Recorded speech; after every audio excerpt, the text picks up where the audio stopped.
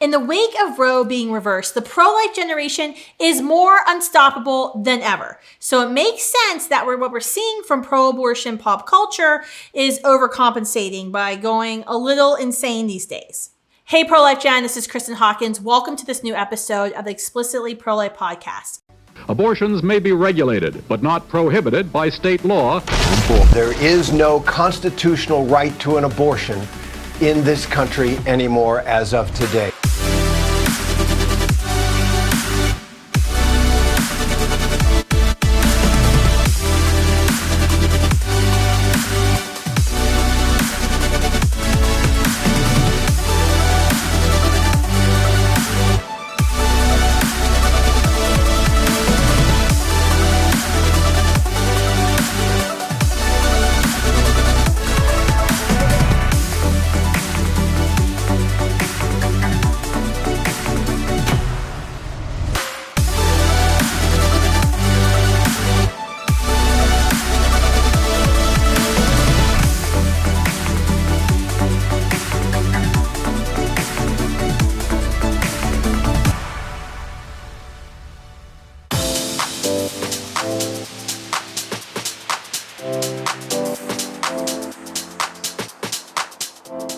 If you follow pop culture even a little bit, and for me it is a little bit, you know that pro-abortion messages are a huge topic on television, in the music industry, amongst social media influencers right now. It's all over. And it makes sense because the abortion industry's target age group is young people, and their goal is to sell them abortions. And they are the most pop culture savvy demographic. Way more pop culture savvy than my mom, trust me. And if they don't convince young women that abortion is great, they lose business. But you may not be aware of just how brazen the abortion narrative has gotten in pop culture since Roe's reversal in June. So I've done you a solid today and brought on the woman who knows more about pop culture than anyone else I've ever met, and that is Alex Clark. Alex is the host of Politics and the Spillover, as well as a Turning Point USA contributor. Politics is, get this, the first ever conservative pop culture daily show covering entertainment news, pop culture without the propaganda. Alex's impact on young conservative women throughout politics led her to create the cute-servative movement. Her unapologetic approach to culture is defined daily by her wit, her right-of-center lens, and a little dose of what she calls cinnamon roll culture. You gotta watch the show on Instagram. Get it? I have watched the show. It's fantastic. Then she has The Spillover, the big sister to Politics. The Spillover is a deep dive into stories that Alex is compelled by beyond the Hollywood news cycle. Every week, she leaves her audience on the edge of its seat with stories that haunt, challenge, humor, and captivate. With over 1 million downloads to date, The Spillover continues to reach audience way beyond just the normal, what you would think is a conservative movement. Whether she's giving her take on Politics or The Spillover or Fox News or Fox Business or even her personal Instagram page, Alex's unique approach to conservative ideas are challenging the status quo, politics, and pop culture. Alex, thanks so much for being on again. Kristan, you have my favorite freaking podcast in the pro-life movement. Obviously, I'm going to come on as many times as you have me. I love having you on because you make me feel like so with it. Like after I watch one of your episodes, I'm like, okay, I get it. I didn't have to watch TV all day to understand what's going on. Alex just gave it to me straight. What's going on? I love it. You make me feel so cool. So thank you for coming on. That's what I aim to do. And I love that your podcast is called Explicitly Pro-Life because some of the stories that we're talking about today are pretty explicit. Yeah. I think there's probably going to be an outtakes edition where I just I might read some of the scripts, but wow, they are very explicit. So just warning to all of you, there is a reason we call this Explicitly Pro-Life, and it is coming soon. This is a really, for me, a timely issue because we saw immediately after Roe's reversal, just like social media going crazy, all of these like fear-mongering myths going out there, definitions were being changed, Planned Parenthood's changing its website left and right. You have Teen Vogue, which is like doing the schlepping of Planned Parenthood. Planned Parenthood must be funding Teen Vogue at this point. You have the music industry. It's crazy. So I needed to get your take on some of the current things that I might even miss. Sometimes I see things and I'm like, Let me just give you perspective. This first person I want to talk about. I was at this like really nice hotel at this conservative movement leader thing. I get a text from one of our staffers. It's like, you have to watch this video. I think my phone is on mute, and it is not on mute. And this crazy video of a female rapper who I don't even know what her name is, because it's like an acronym. So you're gonna have to tell me what it is. She created this music video of twerking outside of a Planned Parenthood, singing about how she has murder on her mind. Can you tell us what's going on here? Okay, so first of all, that is hilarious to me. Of course, Kristan was just like sitting with like all the who's who in the conservative movement, this pro-life event. And then you push play on this video because it is so raunchy bad. And there's like women half naked twerking in front of Planned Parenthood. But yeah, it's a remix, and the rapper's name is. It is an acronym. It's like a bunch of letters, and so I don't even know what it is. I made a joke and called her TNFW. Meek, right? Yeah, but I don't know how you pronounce TNFW, so we'll see. I have no idea. I'm sure it's something bad. But so this chick is a nobody, which is great. She's a nobody. The video went viral because of how crazy it is, but she herself is a nobody, and she was remixing a real song from real artists, a popular song right now in hip hop. So the beat and the lyrics and stuff, she just changed the lyrics, but the beat is the same as another song that's super popular. So I think that's why this was so shocking to people, and it caught on because they're like familiar with the song, and all of a sudden it's talking about, I got murder on my mind, and she's twerking in front of a Planned Parenthood, and how she's so excited to basically get rid of a deadbeat guy that got her pregnant and kill the baby. And now she's cool. She can just keep living her life and do what she wants. That's what the remix is about. I actually endured the suffering and watched the entire video, and I kind of was wondering, is she secretly pro-life? Because this video is so horrific. I mean, the lyrics are, that means I ain't got a N-word baby coming out of me. So I'm ABORTING on the way to clinic. I forgot plan B. Let's go, bitch. I got murder on my mind. I'm BDF, baby daddy free. I mean, and then she's twerking, and there's Planned Parenthood, and there's money, and there's all this stuff going on. I'm like, is she secretly trolling us and is really pro-life? Because that's what killing babies is. That's what abortion is. It's murder. Thank you for admitting that. Well, I was really curious about how the pro-abortion side felt about this video. And Kristan, this is so crazy. So they said that this video is empowering, and it's the exact type of eye-catching, vulgar stunt they need in the aftermath of overturning Roe. So they acknowledge that it's super barbaric, but they say that helps with their cause, because in their mind, that's going to draw attention to the dire circumstances that they feel like women are in. And they said, especially Black women. Wow. I actually think I would donate to get this terrible commercial on TV, because she's literally admitting murder. She says, I got murder on my mind. We just need to, a lot of us in the pro-life movement have had discussions over the years of, why are we calling abortion? We should call it murder, or legalize killing, or something abortion is kind of sanitizing what happens inside Planned Parenthood. But it is, it's an interesting video ad. And I think it's interesting that you said that they are actually, I was reading this article of all of these rappers sharing the video and saying that she should get an award for doing this. But Kristan, here's what's interesting. This is a viral video, just like you said, all these rappers sharing it. It's promoting abortion. It's remixed. It's remixing a hit song. It's outside of a Planned Parenthood. So why hasn't Planned Parenthood shared it and been promoting it? To my knowledge, they haven't. So the question is why? Because this girl is literally saying she's got murder on her mind. They know it's too brutal for the public, especially people who are in the mushy middle, like you and I talk about when it comes to abortion. Planned Parenthood, this is what I think, they don't want people to correlate abortion with the word murder, because if you do that, you're then forced to reconcile with the fact that the woman is carrying a human being. You don't murder a clump of cells. It is a baby. And ultimately, a music video like this is probably, like what you're saying, going to push more women to the pro-life side than pro-choice.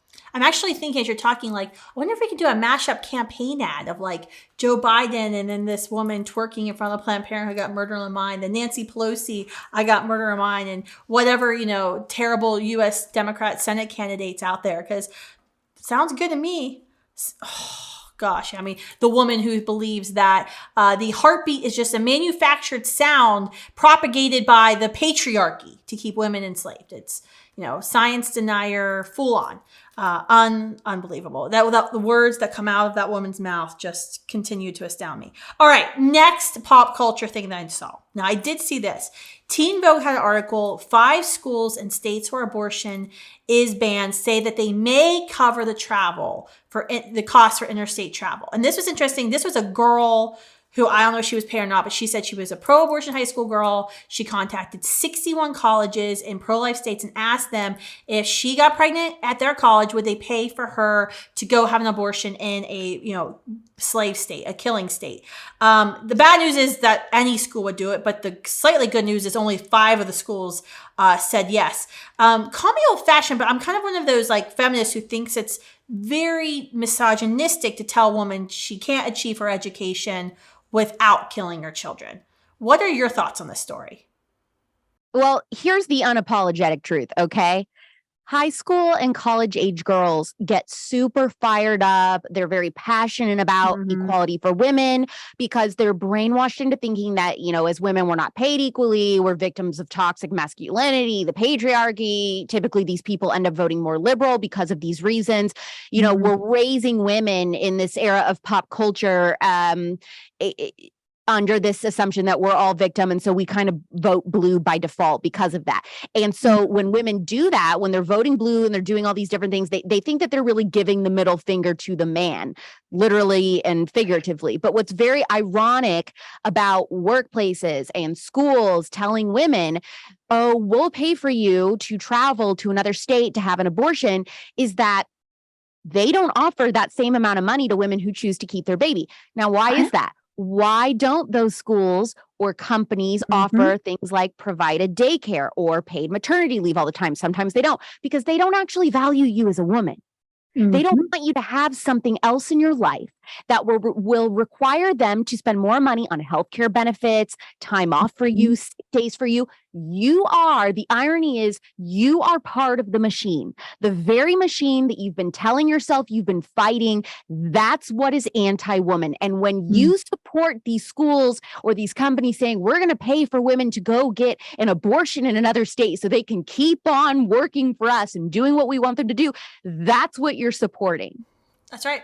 Preach it, sister. I mean, that made me so mad. There was that all these like big Fortune 500 CEOs that signed this open letter, don't worry, women of the workforce, if you get pregnant, even if we're in Georgia or Texas, we'll pay for you to kill your children. Oh, thank you, woke CEOs. That's literally in their bottom line, right? That is their bottom line, is they want to keep her at work. And so to keep her at work, of course, go have an abortion, because you won't need to take time off for the birth of your child, or take your kid to daycare, or have to deal with sick days for your children. It's in their corporate bottom line to encourage her to have an abortion. It's like literally the opposite of everything that the feminist movement, that the first wave and the second wave of the feminist movement originally fought for, which is that women can, I don't know, call me crazy, be wives and mothers and also have a career. Right. And I do think, for me, I think the pro-life movement could do better about being honest of, okay, can a woman have a career and a family too? Yes.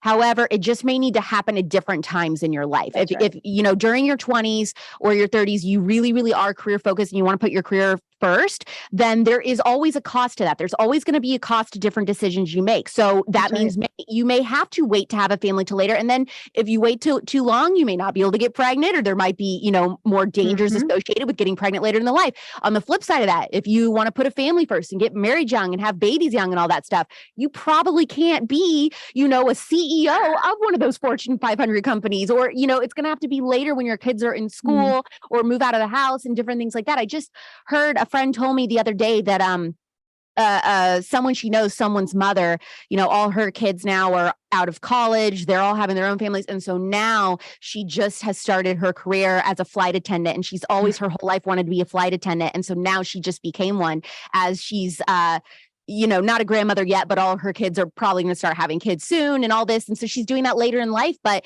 she got to do it. She got to have it all. It just was on a little bit different of a timeline. Yeah, no, I think that's absolutely right. There's, there are decisions you have to make. And I think we have to be real about the decisions that women make, of understanding, going in with your eyes wide open, what you're choosing. And, as someone who got married at 20, yes, I got married at 20, scandal, I know, and who was pregnant and gave birth at 23, while, starting Students for Life at 21, I very much, had to, create our organization, build our organization around building my family. And trust me, there were trade-offs. There were opportunities I couldn't take because I was at home dealing with my son who had been diagnosed with cystic fibrosis. And so I had to slow down some opportunities at Students for Life. There are years that I have lost memory-wise with my first and second sons because of, me getting 4 hours of sleep every night, commuting an hour and a half each way into DC to our office, of memories. And my husband will bring up of like, oh, do you remember when Gunnar and Bear did this? And I'll say, no, I don't. Where I remember them much more clearly with my two younger children.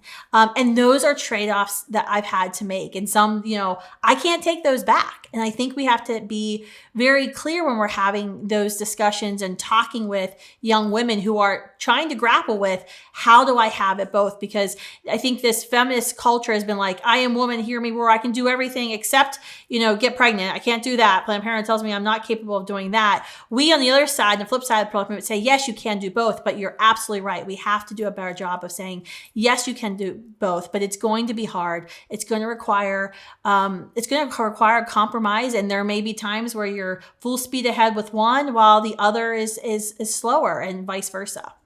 Yeah. And I think also just talking about, hey, if you don't want to make a trade-off, you don't want to do any compromises, you want to pick one or the other, knowing that, okay, if you are choosing career or family, I always tell women when they're like, well, I don't know what to do, like college age women, should I focus on having a family or should I go the career route? And I'm like, look, this is a very unpopular opinion in culture today. But when you are on your deathbed, none of your coworkers are going to be there with you. A family would be who would be there with you, ideally, right? And so for me, I always think about that. And, then people are like, well, I'm 29 and I have had a career since I was 18. And I have 2 shows at Turning Point USA and all this, and I don't have a family. But I always also tell people, just being completely transparent, it isn't that I necessarily chose that on purpose. I've wanted to get married since I was 18. That has always been at the forefront. It just hasn't happened yet. That hasn't been God's timing yet. Right. But, when it does, if I'm forced to choose, okay, am I going to be a mom or have a career? I would choose being a mother every single time, no hesitation. So yeah, it's a very interesting conversation. And I like that more and more in the pro-life movement, we're starting to kind of explain that. Because I think for too long, we were just like, you can have it all, that's it. And you can have it all, different timing, and you never have to abort your child to be able to pursue one or either or both of those. No one should have to die in order for you to live your life, right? And for you to have a successful life. I guess getting back to this Teen Vogue college expose that they did, one of the questions I have is, what the hell is wrong with Teen Vogue? I mean, I remember when I was growing up, like Teen Vogue, like there were like dating tips, style tips, how to change your look with a different lipstick color. And like now, they do articles about what to get your friend after she's had an abortion, how to stand up. I mean, I have a feeling they're probably not even saying woman when they talk about a pregnant person anymore. I mean, what's happening there? What's interesting is I believe the last physical print issue Teen Vogue had was Hillary Clinton in 2016, right before the election. And then it flopped so bad and it caused such an uproar that all of a sudden they were like, oh, we're done. We're not going to be printing the magazine anymore. We're fully online. And it was from then on that it seemed like there was a massive transition into celebrating socialism, anal sex for teenagers, the abortion stuff. And, they have articles celebrating Antifa, saying we need to be more, sympathetic to Antifa and their I don't know, plans. So yeah, very, very weird. I wouldn't be surprised if they have some interesting funding from multiple different areas there. But it's absolutely a leftist rag shilling for leftist politicians, leftist ideas. But the good news is, I mean, I don't know any teenagers that are looking up magazines to read their articles anymore. It's just not a thing. You know what I'm saying? And they do not have a big presence on any social media sites. So hopefully it's just going to kind of disappear sooner rather than later. Die like Roe versus Wade died, I guess, is the goal. I mean, that makes sense because, you know, you find these, like, for example, after Roe was reversed, we were all in these headlines in the New York Times, and I went around town and we had 200 students in DC, and I was like, get every copy you can, the New York Times, or all these newspapers, because I wanted to send them out to supporters, to student leaders across the country. We couldn't find them, Alex. Like, you can't even buy New York Times in whole parts of the country. I had staff all over the country. I was like, go out and buy the New York Times. We're going to, we'll print them. We're going to put them in, frames, sell, I love it when, front page of the New York Times is the pro-life generation. You can't buy this crap. I mean, literally, like, it's all online now. I think about it, and I was in New York City in February was the last time I was there. And yeah, there were no magazine newspaper stands like how they usually have those where you go up and you buy one.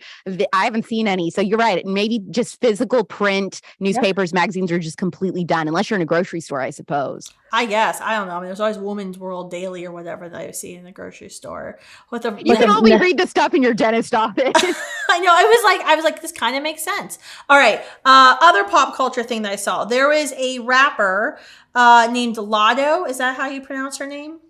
Yeah. Okay. I just want to make sure. She has officially teamed up with Planned Parenthood. She was at the VMAs, that's MTV's Video Music Awards, bragging about how she was Planned Parenthood spokesperson, talking to people about going to their Bands Off Our Bodies page, their website, which is, the acronym is boobs, which I think is hilarious. She made a very intelligent statement to the Billboard reporter there at the red carpet when they asked her about her support for abortion, this new music video that she has.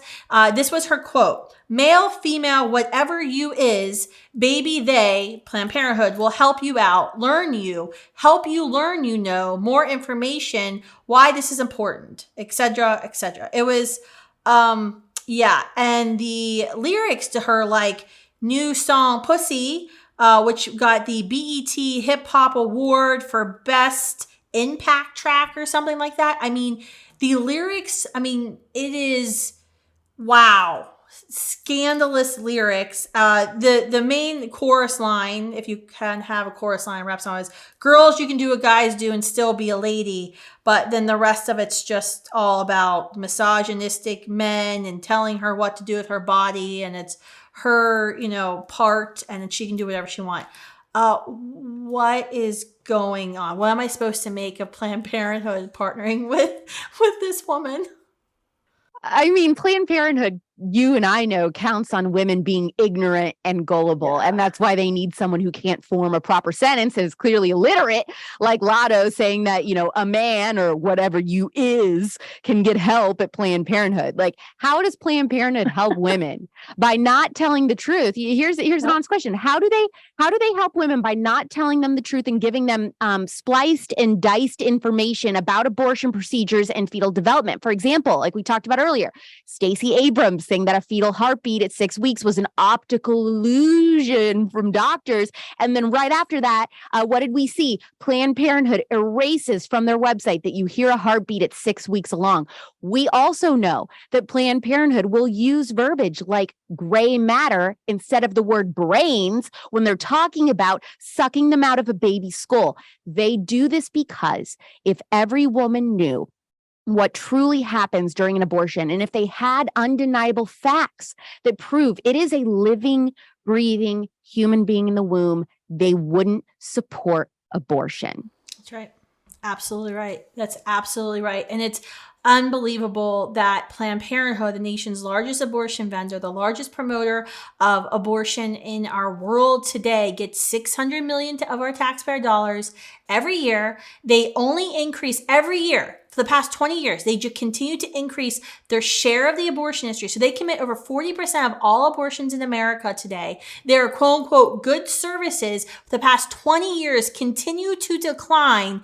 And yet they, form these partnerships with rappers like Lotto to get young people into their doors. But also Lotto doesn't say in that quote that you read, she doesn't say Planned Parenthood, whatever you is, if you need help, Planned Parenthood will help you. Well, help you with what? She doesn't use the word abortion.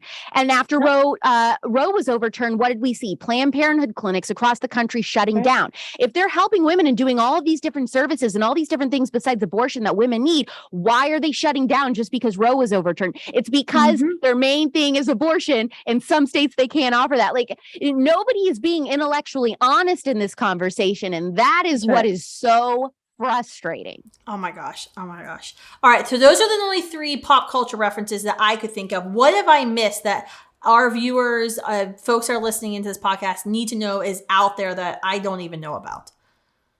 Well, I'm sure you saw this. You just probably, it slipped your mind, but Chrissy Teigen saying, you know what? LOL, just kidding. In 2020, my miscarriage that I had was actually an abortion. It was, and so in the age of Roe being overturned, if I would have had that miscarriage now, then I wouldn't have gotten the life-saving care that I needed, which is such a dangerous lie. And that is what a media. I mean, that's all that was for. That was a publicity statement. That's what it was. Because for the pro-aborts, they want you to think that if you have a miscarriage, because the medical term is spontaneous abortion, right? So for a miscarriage. So they want all these people saying, oh, well, that's technically an abortion. So because of Roe being overturned, look, I would have died on the table. Nobody would have been able to save me. That is such bullshit. Sorry, but it's just not true. And it's those types of lies that is what's putting women in danger, because that's why you have nurses and doctors saying, oh no, this woman is having a miscarriage. I guess I can't do anything to help her because isn't this illegal? But none of it is. It's just, that is what is dangerous. It's not Roe being overturned. Now women won't get health care. No. That's not what's happening when a woman has a miscarriage, which Chrissy Teigen had a miscarriage. She was holding her dead baby when she miscarried. So it wasn't an abortion. That wasn't an intentional killing of a human being. That's right. And I think that's why we've seen some pro-life physicians even saying now, when we're talking about this, we need to say elective abortion, because they're trying to confuse the terms. I mean, why should we be surprised? People who don't even want to say that women are the ones who can get pregnant and give birth anymore want to confuse the term abortion because they want to normalize abortion. So if they can convince all the millions of women who've gone through tragic, painful, hurtful miscarriages, i.e. spontaneous abortions defined by the dictionary, that they actually are, post-abortive and they're part of this movement, that they can convince all these millions of Americans to support their radical agenda, which is elective abortion in all 9 months of pregnancy for whatever reason, taxpayer funded. Yeah. And this is manipulating definitions to make things sound so much sweeter and so much better than they are. Who can argue with, life-saving care? If you have a miscarriage, you can argue with that. So they call it an abortion. Who's going to question anything called gray matter? That doesn't sound scary. Brains sound scary. Who's going to, you're not putting that a 6-week-old fetus has a heartbeat. Why? What are they hiding? Why do they need to change all these definitions if abortion itself is this very nice, pleasant, easy thing? Why do they always have to do all these very manipulative tactics to promote it? Yeah, you're absolutely right. Again, of course. Thank you so much, Alex, for coming on. It's so refreshing to talk to you. I know you always have your finger on the pulse of what's going on. I would encourage folks, they've got to follow the Spillover Podcast. They got to follow Politics on Instagram. Where else can folks find you? That's pretty much it. Search for the Spillover anywhere you get your podcast, Apple, Spotify, and Politics on Instagram. That's where we post my pop culture show. And I'm Real Alex Clark on Instagram if you want to follow me. She's the real Alex Clark, not the fake Alex Clark, the real Alex Clark. Not those imposters. Thank you so much for coming on. It was so fun to talk to you again, my friend. Thank you all for tuning in. Make sure you share this episode Explicitly Pro-Life so you can be up to date with what's going on in pop culture and know how we should be discussing and talking about these outrageous things that the abortion and the abortion culture and their friends in Hollywood and the mainstream media are trying to propagate right now. Bye, guys.